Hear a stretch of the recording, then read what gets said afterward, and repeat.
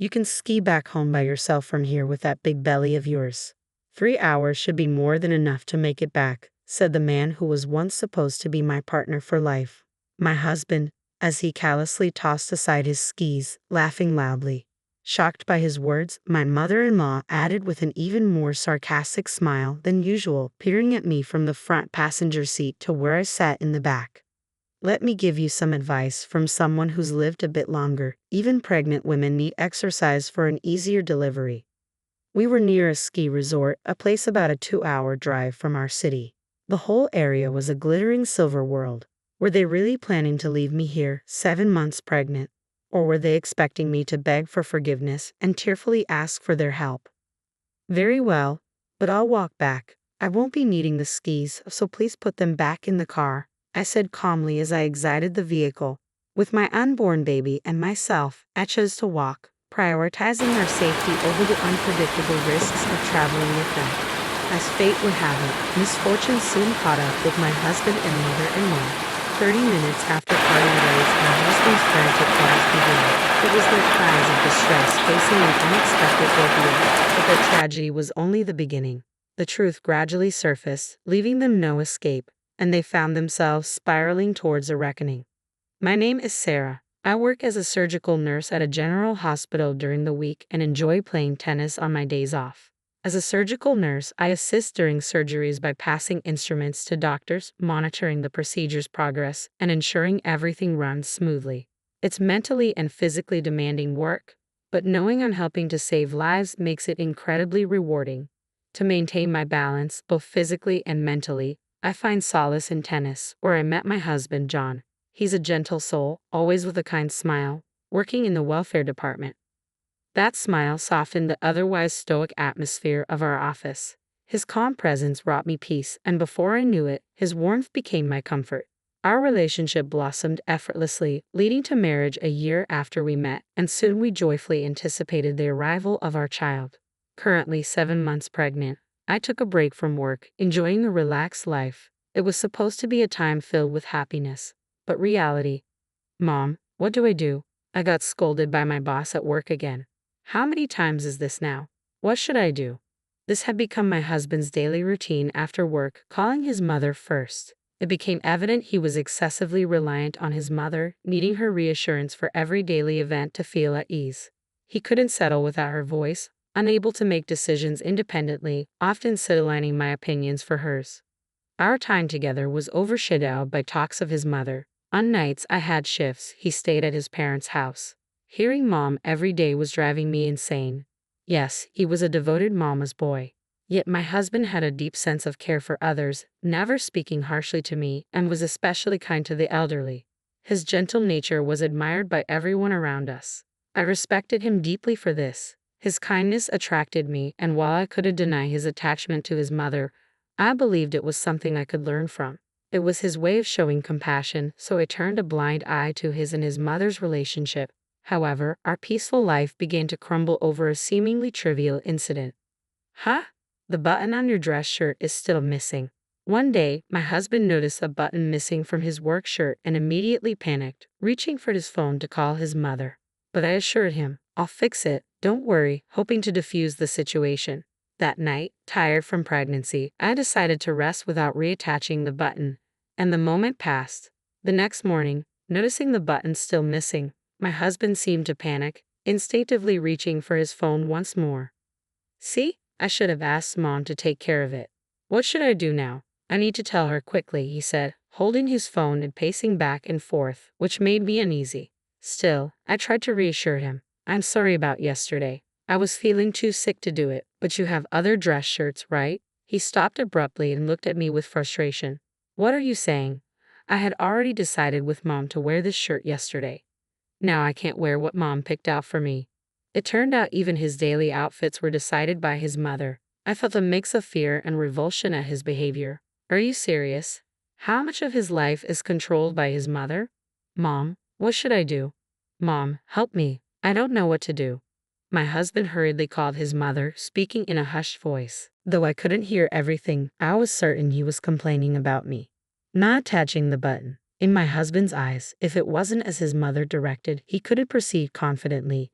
leaving me feeling less like a significant partner and more like a mere observer in his life. His mother was his primary partner. The realization was both disheartening and unsettling.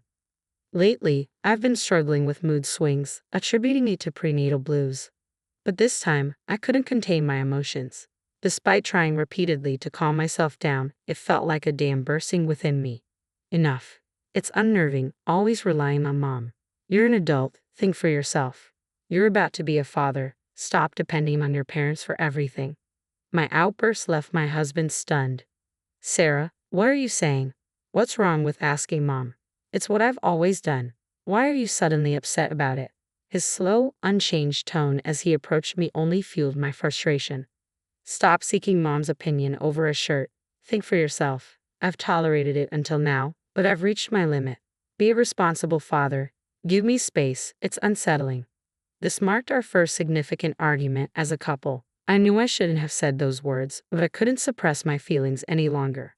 Afterward, my husband left wearing the shirt with the missing button, without saying another word. Was this really okay? I must have hurt him. Should I have just endured it? My emotions swirled throughout the day, leaving me conflicted and unsure. Since then, my husband began avoiding me blatantly, coming home later each day. He often stopped by his parents' house for dinner, spending considerable time with his mother before returning. But that wasn't all. He continued talking to her on the phone until bedtime, maintaining a constant connection. I tried to apologize, thinking I might have gone too far, but he wouldn't listen or meet my eyes. Despite living under the same roof, I felt utterly invisible. Mom, she's giving me that look again. She seems particularly irritable today. My complaints didn't cease, and the lively conversations I heard through the door only heightened my sense of helplessness and isolation. How long would this situation persist? For the sake of our unborn child, I want to return to the days when things were simpler. One day, I decided to wait for my husband to come home so we could have a proper conversation. However, when the front door opened that night, it wasn't my husband but my mother-in-law, wearing a look of fury. Enough with you. Why do you keep picking on John every day? What joy do you get from tormenting that kind soul? He can't even stand up to you and comes home crying every night. You demon wife, you devil. Suddenly, she burst into the house, her eyes filled with madness, and began yelling at me. I felt paralyzed with fear, unable to move. When did I ever bully my husband? Using your pregnancy as an excuse not to cook dinner, lazing around every day. Who do you think you are?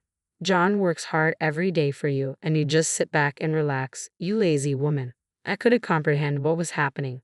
Why was I being painted as the villain? My mind raced in panic, but I couldn't find the words to respond.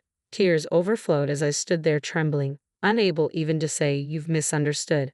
My tears only seemed to anger my mother-in-law more. Why are you crying? John should be the one crying. Or do you think crying will solve everything, you coward, you wicked wife? Marrying you was a mistake. She continued to berate me relentlessly, leaving me feeling utterly helpless. I could only look down, covering my ears, and barely managed to whisper, "I'm sorry," as my mother-in-law seemed ready to pounce on me. I knew everything she was saying was untrue, and I had no reason to apologize, but saying those words was the only way I could think of to escape the situation as quickly as possible.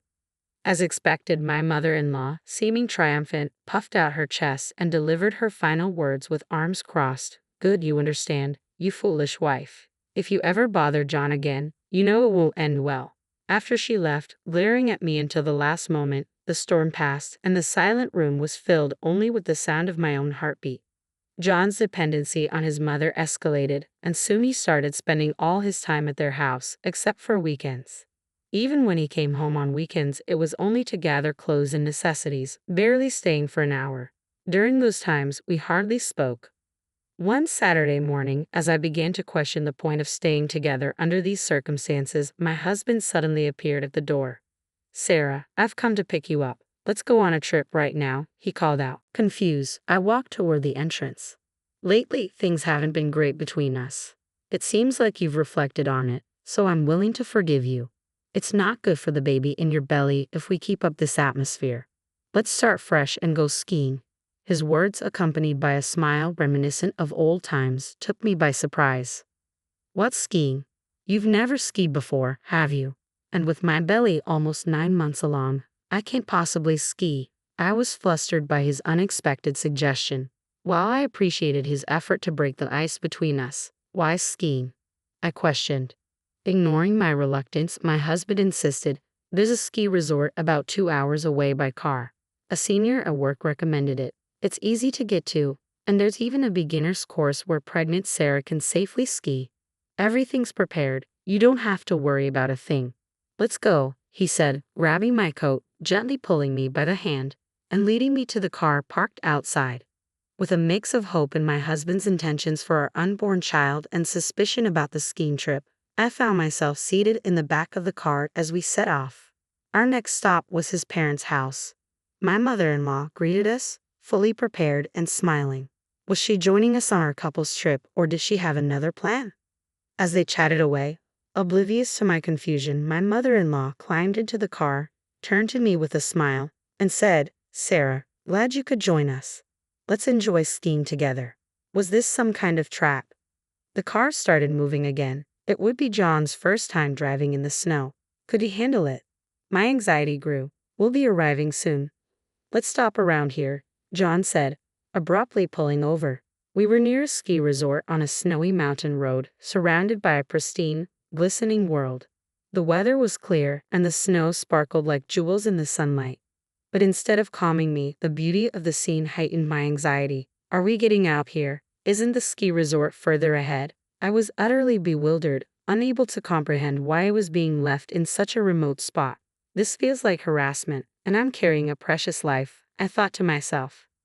Then my mother-in-law, her demeanor suddenly changing, turned to me with a sinister smile. You know, despite my scolding, you haven't shown any signs of improvement. Instead, you've only gotten worse. Despite telling you not to torment John, you continue to make him miserable and sad.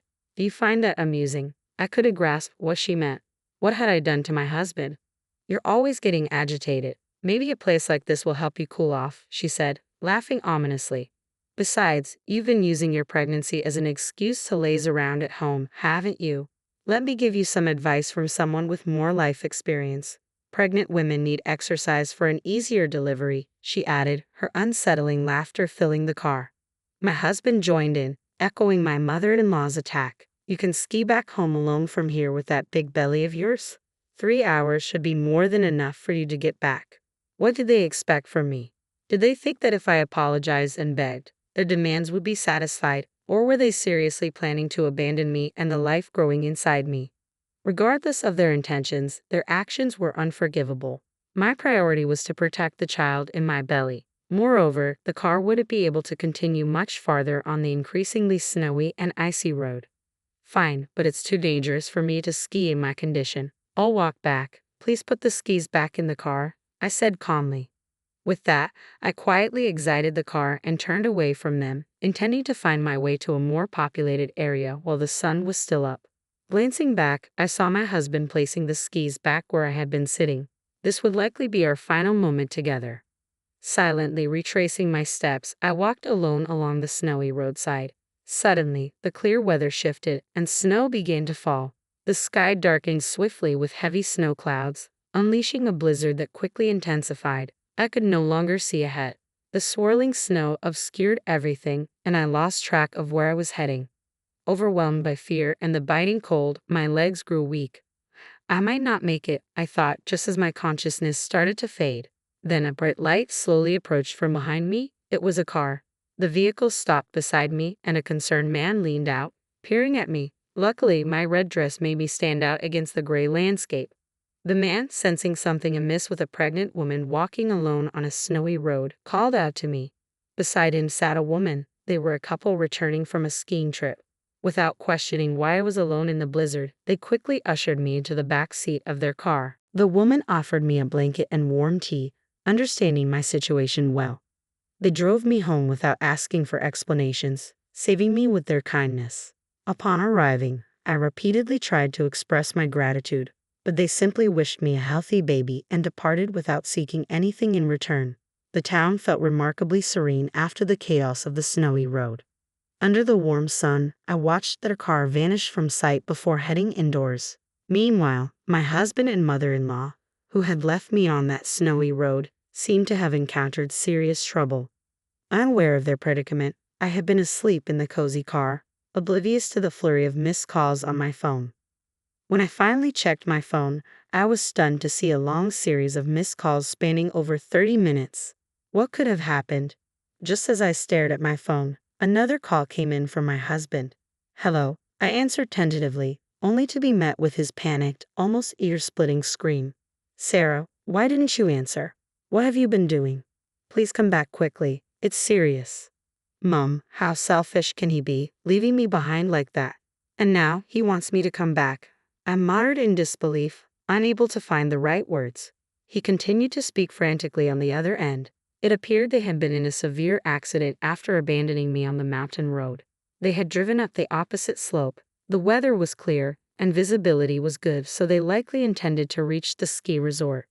The mountain weather abruptly turned hostile, engulfing them in a fierce blizzard. My husband, inexperienced in driving under such conditions, struggled against the strong winds. Unable to navigate a curve on an icy road, the car spun 180 degrees and careened downhill, eventually becoming stuck in deep snow off the side.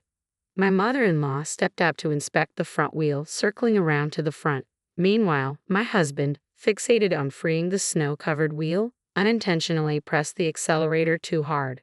The car lurched forward suddenly, and in a panic upon seeing his mother ahead, he slammed the brakes, but it was too late. The icy road compounded the car's momentum, and in an instant, my mother-in-law was trapped beneath it. The car slid several meters before halting. When my husband reached her, she had lost consciousness. Trembling, he managed to call an ambulance, but the blizzard delayed its arrival. "The ambulance still hasn't come. Where are they driving? You're a nurse, right? Hurry back and help Mom. She won't make it if this continues." My husband's voice cracked with desperation. "Oh, really? I thought you were concerned about me walking alone in the blizzard. But it's all about Mom again, isn't it? Even if you beg me to return, I'm already home. Deal with it yourself," I retorted, incredulous at his audacity. His demand only fueled my anger. His voice rose. "Why are you laughing? My mother's life is on the line. Have you no compassion? Turn those words back on yourself. If life is so precious, you shouldn't have left a pregnant woman stranded on a snowy mountain. And it's foolish for someone like you, who can't handle driving, to attempt such a road without snow tires. Did that not occur to you? It's no surprise you lost control," I shot back, my words hanging heavy in the tense air, silencing him momentarily. "Snow tires? Mom never mentioned anything about that. How was I supposed to know?" My husband's admission of ignorance was astounding, given the recklessness of attempting to drive up a snowy mountain without such basic knowledge. "It was all Mom's plan. I just followed it," he added defensively. The realization dawned on me that perhaps my mother-in-law's obsession with tormenting me had blinded her to the risks, or worse, she truly didn't understand the dangers of snowy mountain roads. At that moment, I had no patience left for such incompetence from my husband. "As a nurse, I assist in surgeries, but I'm not a doctor. I can't handle serious injuries or medical emergencies. All I can advise is to stay calm and wait for the ambulance," I stated firmly, ending the call abruptly. Days later, I was already set on leaving my husband and starting anew with my child. Most of my belongings were packed, ready to move back in with my parents after the birth. When I returned home for a final check, exhausted and emotionally drained, I found my husband sitting on the sofa. His demeanor changed upon seeing me, erupting in fury. "Why didn't you save Mom? Because of you she's in the hospital, paralyzed and struggling. She may never recover fully. You've ruined her life." His accusations echoed through the room, but I was no longer the trembling figure from that fateful day. "I have a life to protect," I responded calmly, meeting his rage with unwavering resolve. "If you value Mom's life so much, then think for yourself. Basic precautions like snow tires in the mountains shouldn't need mentioning. And who accelerates when someone's in front? You both underestimated the mountain." My husband's face flushed with anger. "Shut up. This isn't my fault. Look at my back. Your ski pole nearly killed me." He pulled up his sweater to reveal a deep scar just below his neck. "That happened because you didn't secure the skis properly. This accident could have been avoided," I retorted sharply. "It's your mother's fault for ignoring the dangers," I continued, my voice steady as I handed him the divorce papers. "I'm done. I have a child to protect, and I won't subject them to this neglect. From now on, you can spend your life taking care of your precious Mom and enjoy living just the two of you. I'll move forward with the child in my belly. Let's end this here, I calmly stated as I handed him the divorce papers. My husband snatched them and threw them away, overwhelmed by his mother's paralysis, our impending divorce, his own injuries, and other mounting issues. His reaction seemed more driven by panic than reason. He continued to ramble incoherently, blaming me and avoiding reality, making meaningful conversation impossible, I recounted, turning towards the door. There was no reason to prolong my stay in that house any longer.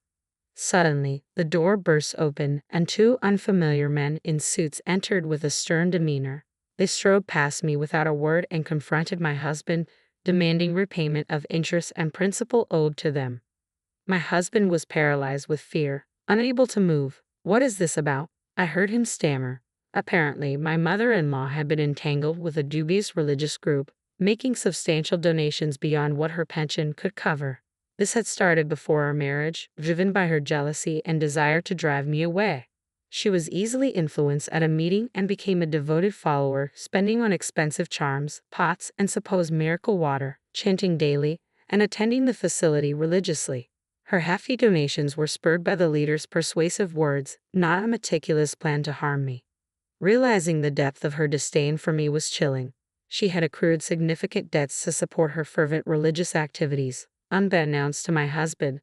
With her now paralyzed and reportedly living in a care facility, debt collectors, unable to pursue her directly, had turned their attention to my husband. I don't have the money right now, my husband admitted, sweat beading on his forehead.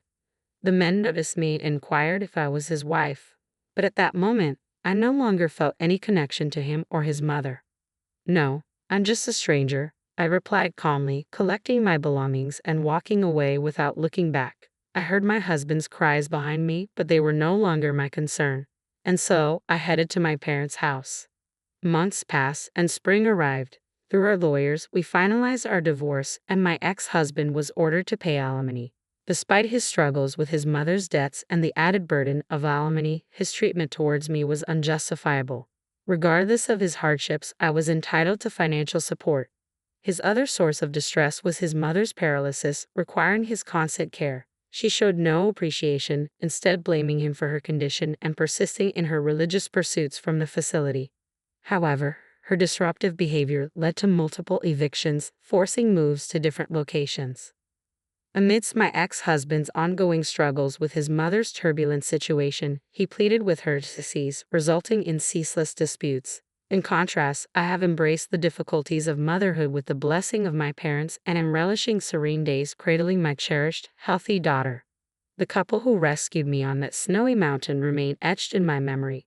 Were it not for their timely intervention, I might not have this life today. Though their names elude me, I hope to express my gratitude someday, conveying how their compassion directly contributed to the birth of my beloved child.